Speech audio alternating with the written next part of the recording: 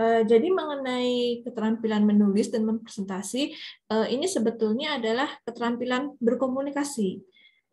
Menulis itu keterampilan komunikasi tulisan, ya.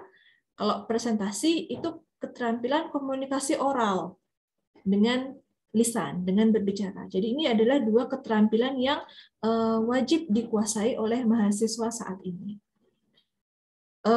Saya tidak akan banyak menekankan dalam penggunaan PowerPoint, sama seperti dahulu sebelumnya saya tidak menekankan banyak hal detail-detail tentang Word.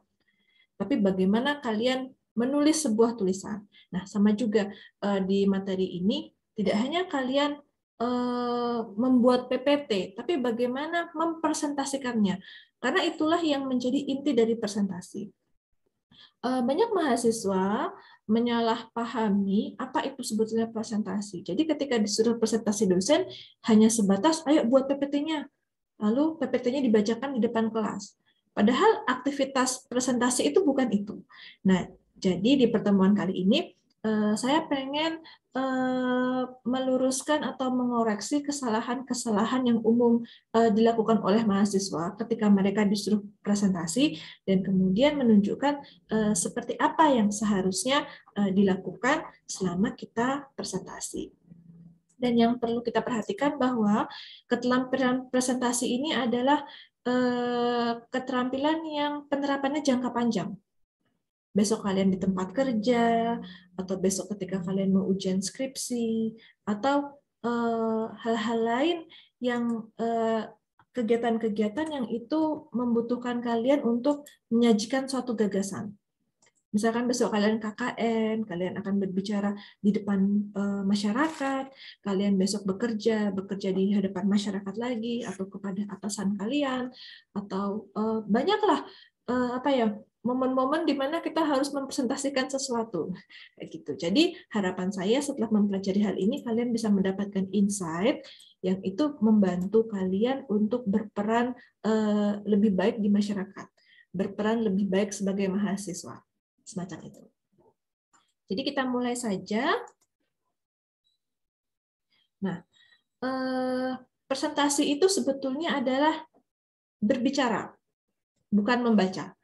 Jadi kalau kita perhatikan definisinya, presentasi itu bisa kita pahami sebagai aktivitas kita memberikan sesuatu kepada orang lain.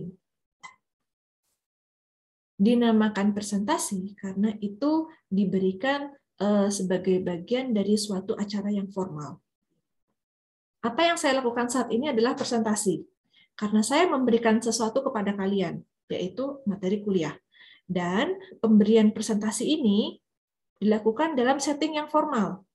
Perkuliahan itu adalah setting formal. Posisi saya sebagai dosen, kalian sebagai mahasiswa, kita berada di satu momen yang sama, yang itu terstruktur, ada waktunya, ada batas waktunya, ada perencanaannya, dan saya di sini posisinya sebagai dosen, kalian mahasiswa. Cara berbicara saya atur, tidak seperti teman, saya menggunakan tata bahasa yang baik. Nah, itulah gambaran acara formal. Jadi ketika kalian diminta presentasi sesuatu, sebetulnya kalian sedang diminta untuk memberikan sesuatu kepada seseorang secara formal. Kayak gitu. Jadi makanya dalam presentasi itu tidak elok kalau kita iringi dengan hahaha, humor yang berlebihan, atau dengan ketidaksiapan. Kayak gitu. Selanjutnya, presentasi itu bisa kita maknai sebagai pidato atau ceramah di mana suatu ide atau gagasan, produk atau karya dipertunjukkan dan dijelaskan di hadapan audiens atau pendengar. Jadi presentasi itu sebetulnya adalah pidato, speech, a talk. Jadi kita berbicara di depan umum. Jadi ketika kita presentasi itu sebetulnya adalah latihan untuk public speaking. Jadi public speaking itu nggak melulu seperti kiai memberikan ceramah di hadapan ribuan orang, tidak semacam itu. Kita di perguruan tinggi mempresentasikan suatu gagasan sederhana saja dengan Zoom, seperti yang saya lakukan saat ini, atau ketika besok kalian menyajikan suatu makalah di depan kelas, itu adalah latihan public speaking. Berikutnya, yang perlu diperhatikan adalah apa yang disampaikan, gagasan, atau produk, atau karya. Makalah, misalkan kalian ada tugas membuat makalah, makalah itu berisi gagasan. Tapi pada prinsipnya makalah itu sebetulnya adalah karya kalian. Karena makalah itu seperti karya, maka akan dilihat kualitasnya. Apakah makalah itu ditulis dengan baik? Apakah makalah itu disajikan dengan jelas, dengan menarik kepada audiens, kayak gitu. Dan selanjutnya, ada audiens yang harus diperhatikan. Ketika kita berbicara, ada orang yang mendengarkan. Sama ketika kita menulis, ada orang yang membaca. Tulisan yang baik adalah tulisan yang memperhatikan kebutuhan pembaca. Maka kita harus memperhatikan tata tulis, tata bahasa. Nah, sama juga ketika kita presentasi. Presentasi yang baik adalah presentasi yang memperhatikan kebutuhan pendengar. Maka dari itu tata bahasa dan tata berbicara adalah hal yang juga harus diperhatikan. Kayak gitu. Nah, dari definisi ini ada 4 hal yang harus kita perhatikan ketika kita mau mempresentasikan suatu hal. Pertama adalah presenter. Jadi kita sendiri harus dipersiapkan. Kemudian audiens, pendengar. Kita harus memahami pendengar kita. Siapa mereka, preferensi mereka bagaimana. Berikutnya adalah materi yang disajikan. Gagasan, produk, atau karya yang mau dipresentasikan itu dipersiapkan terlebih dahulu. Dan yang berikutnya adalah cara menyajikan. Teknologi apa yang mau kita gunakan, software apa yang mau kita gunakan, aplikasi apa, dan kemudian estetikanya bagaimana, kreasi kita bagaimana selama cara penyajian itu. Nah, penggunaan PPT, PowerPoint, itu mungkin hanya bisa memenuhi kebutuhan kita di ini, menyajikan materi dan cara menyajikan. Tetapi keberhasilan presentasi itu akan tergantung oleh keempat hal ini. Diri kita sendiri, bagaimana kita bisa connect dengan pendengar kita, materi yang kita sajikan, dan cara kita menyajikan. Jadi itu merupakan satu kesatuan. Kalau kita mau presentasi yang baik, presentasi yang berhasil. Nah, berikut ini adalah beberapa kesalahan-kesalahan dalam presentasi yang saya amati sering kali dilakukan oleh mahasiswa. Dan saya harap ini tidak kalian ulangi, atau minimal kalian minimalisir selama proses kalian belajar menjadi mahasiswa. Nah, kesalahan pertama, presentasi itu membaca PPT. Apa yang dipresentasikan, apa yang disajikan dalam PPT, mentah-mentah hanya copy-paste dari makalah atau dari material di internet. Jadi seperti memindahkan isi makalah atau isi dari artikel di internet mentah-mentah ke dalam slideshow, slide presentasi. Jadi tidak ada pengolahan, tidak ada pemilihan kata-kata. Jadi semuanya dari A sampai Z ditaruh dalam slide. Maka slide itu menjadi penuh. Nah, itu keliru. Kesalahan berikutnya adalah hanya mempersiapkan PPT, tapi tidak mempersiapkan diri sebagai presenter. Gitu. Apa yang terjadi? Tidak memahami apa yang dipresentasikan. Tidak ada penjelasan, hanya membaca ulang, dan kemudian tidak memperhatikan penampilan. Jadi kadang kalau mungkin kalian belum begitu mengalami ini ya. Dulu ketika kita kuliah di kelas, setting di kelas, itu mahasiswa itu kadang ada PPT disajikan di belakangnya, PPT-nya itu isinya penuh berisi copy paste makalahnya, dan dia di depan kelas itu hanya dingklok membaca saja, membaca ulang. Tapi dia tidak memperhatikan bahwa pendengarnya itu bosan dengan cara dia begitu, kayak gitu. Karena kita membaca, ketika kita membaca sesuatu kan intonasi kita kadang jadi monoton, karena kita tidak berbicara. Tapi kalau kita berbicara, kita menjelaskan apa yang kita pahami, kita bisa bermain dengan intonasi berbicara kita bisa berinteraksi dengan audiens, ada kontak mata, ada gesture, ada tindak tanduk yang kita tampilkan, semacam itu. Kalau hanya membaca, ya kita hanya dingklok, atau tatapan mata kita hanya melihat ke PPT, kita tidak berinteraksi dengan audiens, dan semacam itu. Yang keempat, Kesalahan berikutnya adalah tidak memperhatikan kebutuhan audiens. Pendengar itu punya kebutuhan juga. Sebagai pendengar, mereka itu sudah meluangkan waktu untuk hadir, mendengarkan kita. Tentu saja harapannya mereka mendapatkan sesuatu yang insightful, yang bisa memberikan mereka pengetahuan, sesuatu yang baru, yang itu menarik, yang itu membuat mereka senang. Nah, ada presenter yang buruk tidak memperhatikan bahwa pendengar itu punya kebutuhan itu. Maka mereka tidak memperhatikan bahwa presentasi mereka itu sebetulnya tidak menarik. Penulisan sajian di PPT-nya itu penuh kata-kata, tulisannya kecil-kecil, terlalu banyak kata-kata, penuh, atau diiringi dengan ditambahi gambar-gambar, tapi gambar itu tidak relevan dengan materi yang dipresentasikan. Atau ketika berbicara terlalu panjang karena membaca, atau terlalu lambat ya karena membaca, jadi monoton. Dan karena membaca itu tidak ada interaksi dengan audiens, presenter hanya sekedar ingin cepat-cepat selesai, bisa jadi karena nervous. Dan nervousnya itu karena tidak ada persiapan. Nah, kesalahan-kesalahan inilah yang saya harap kalian hindari. Belajar sedikit-sedikit untuk mengurangi satu persatu kesalahan ini. Awalnya bisa dengan cara mempersiapkan PPT itu sebaik-baiknya dengan cara sedemikian rupa sehingga presentasi kalian itu menjadi presentasi yang berkualitas. Nah, sekarang saya mulai pada tentang PowerPoint. Jadi PowerPoint ini suatu program software yang saya yakin sudah kalian kuasai sejak kalian SMA. Mungkin di kelas, mungkin di dulu pelajaran TIK, kalian sudah belajar menggunakan PowerPoint. Jadi saya tidak perlu lagi menjelaskan fitur-fiturnya. Kalian sudah tahu lah, dan bahkan mungkin kalian lebih ahli dari saya terkait bagaimana cara menginsert gambar atau video atau teks, gambar, segala macam kalian saya pikir sudah bisa. Bagaimana mendesain presentasi, pemilihan template, saya yakin kalian lebih ahli daripada saya. Bagaimana transisinya, bagaimana penggunaan animasinya. Nah, tidak perlu lagi saya menjelaskan ini. Nah, yang ingin saya jelaskan adalah apa yang sebetulnya dikehendaki dari penggunaan software ini. Jadi, PowerPoint itu adalah software untuk presentasi virtual. Dia didesain untuk memfasilitasi demonstrasi visual. Kuncinya adalah visual. Apa yang bisa dinikmati dengan mata.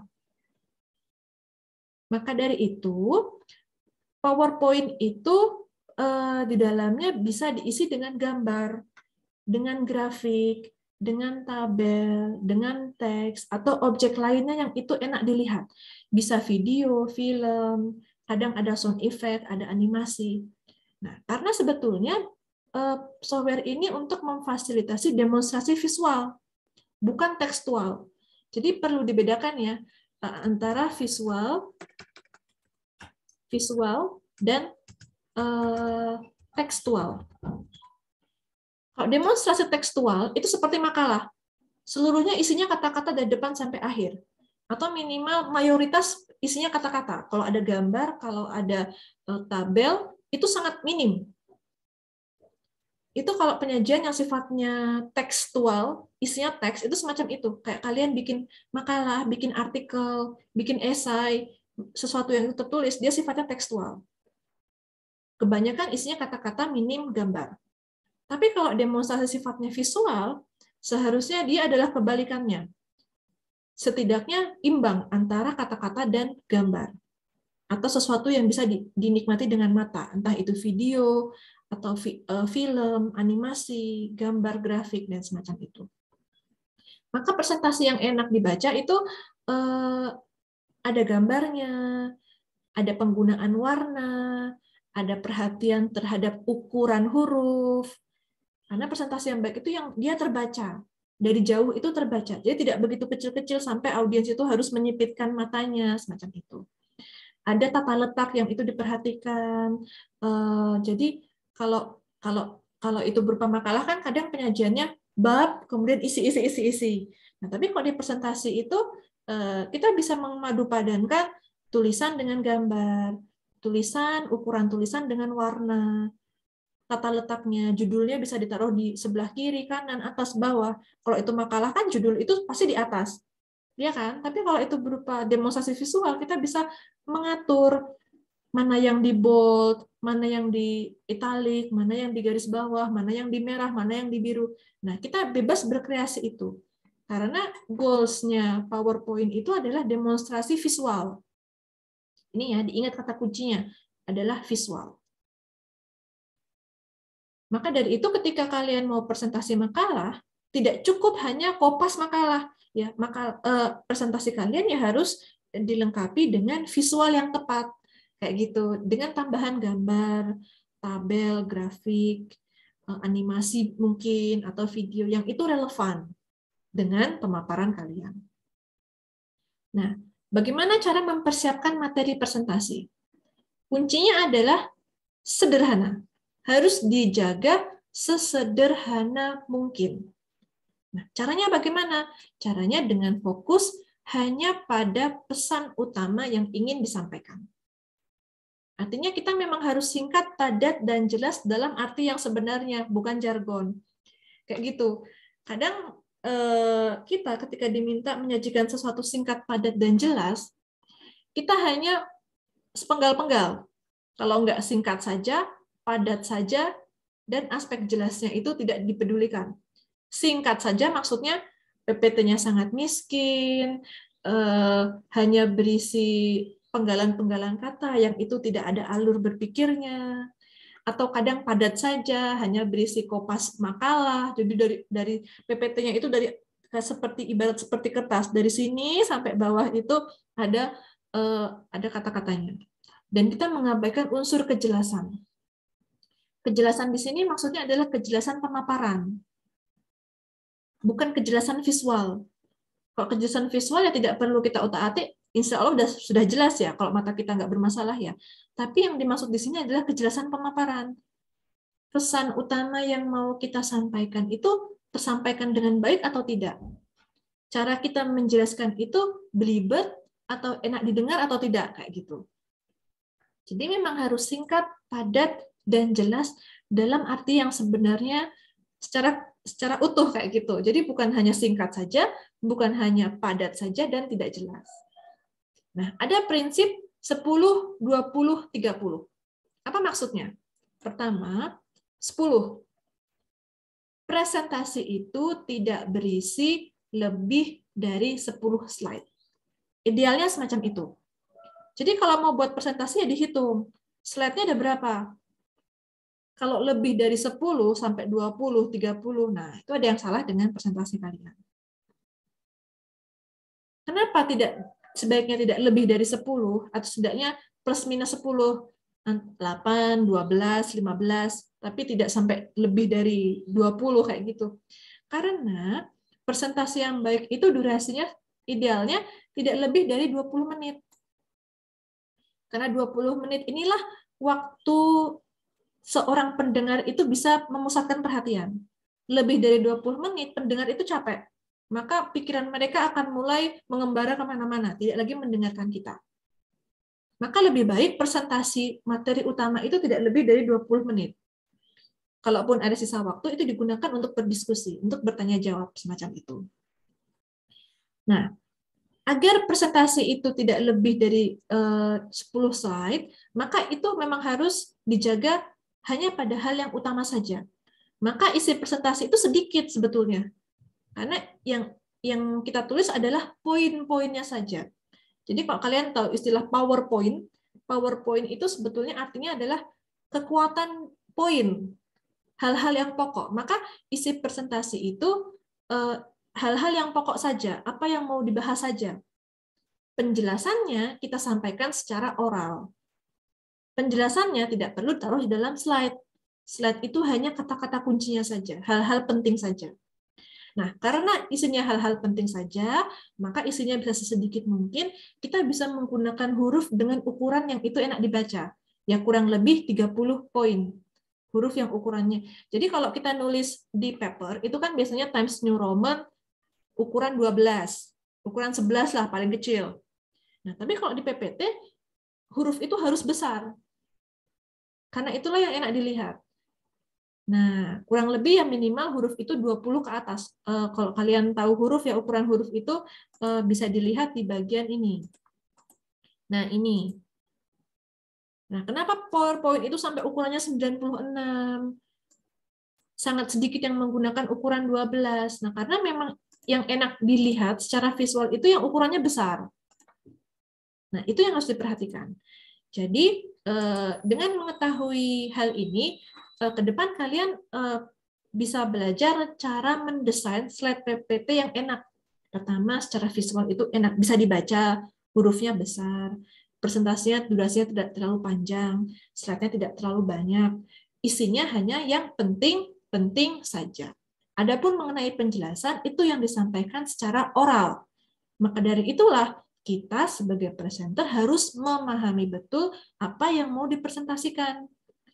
Kadang mahasiswa kalau mau presentasi itu mereka nggak ada persiapan, hanya membuat PPT. Ketika disuruh presentasi, sudah datangnya terlambat, materinya tidak dibaca dulu, di depan kelas hanya membaca. Itu sangat tidak menarik, itu tidak enak didengar presentasinya.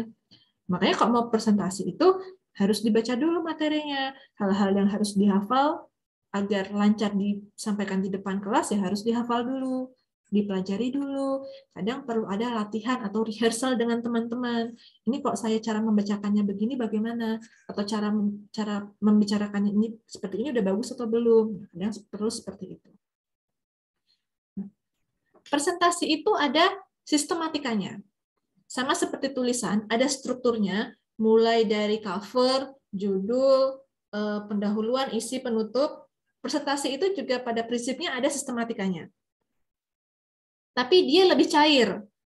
Kalau tulisan itu kan dia kaku ya, tata bahasanya harus sangat formal. Tapi kalau presentasi itu kita bisa lebih akrab dengan audiens.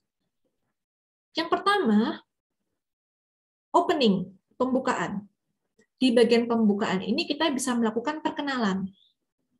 Assalamualaikum atau selamat pagi, atau perkenalkan saya namanya ini, dari ini. Saya hendak melakukan presentasi, judulnya ini.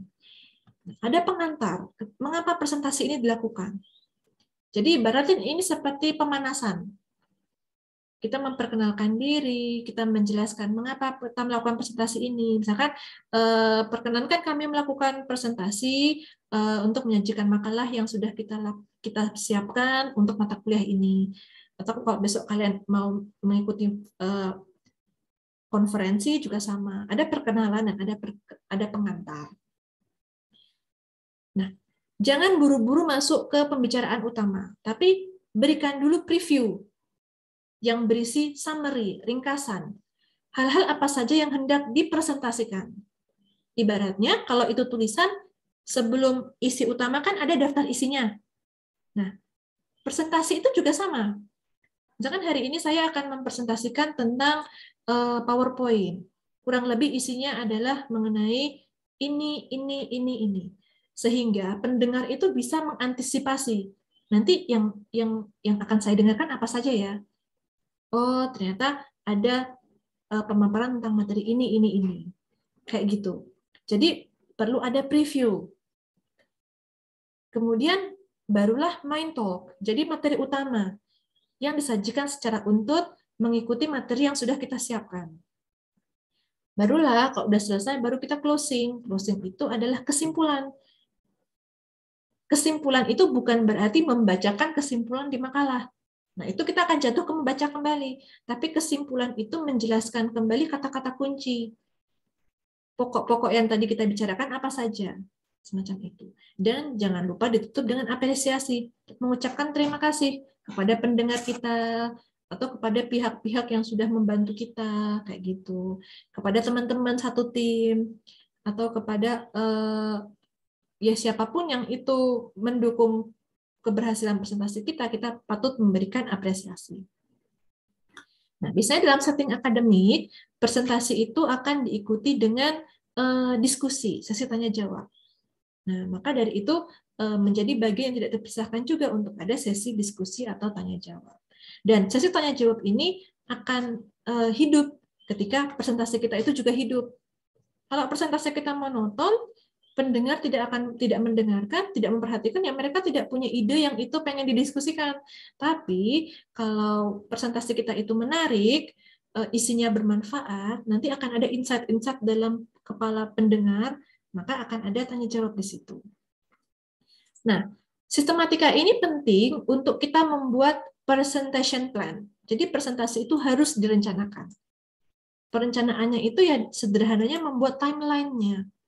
Dan rancangan berapa slide kira-kira yang dibutuhkan untuk menyajikan sistematika semacam ini.